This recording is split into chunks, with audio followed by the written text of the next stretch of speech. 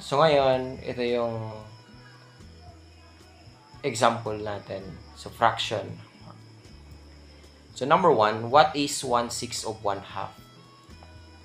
So ang ginagawa lang namin dito, tuturuan ko kayo ng shortcut.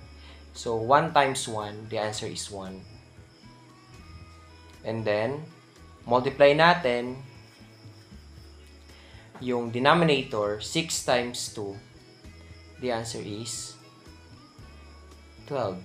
So, 1/6 of 1/2 is 1/12.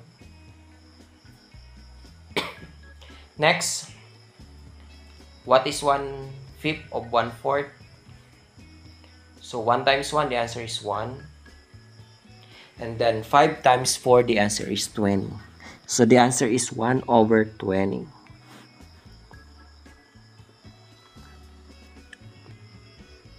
Next, number 3, what is 1/7 of 1/3? What is 1/7 of 1/3? Same process, same procedure, same step. So 1 times 1, the answer is 1. Then 7 times 3, the answer is 21.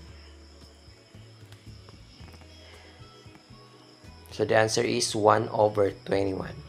Number 4, what is 1/8 of 19?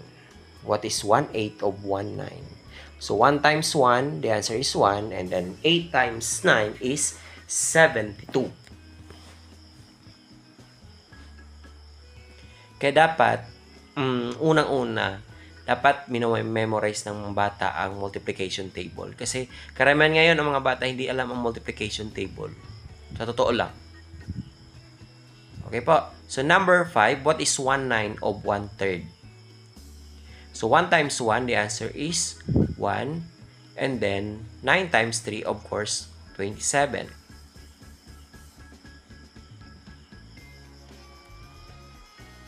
Nine times 3 is 27. So number 6, what is 1/7 of 1/8? So ito, alam niyo na gagawin. Solve nyo, and then ilagay nyo po sa comment section yung sagot ninyo. Okay po? Thank you po, and good luck.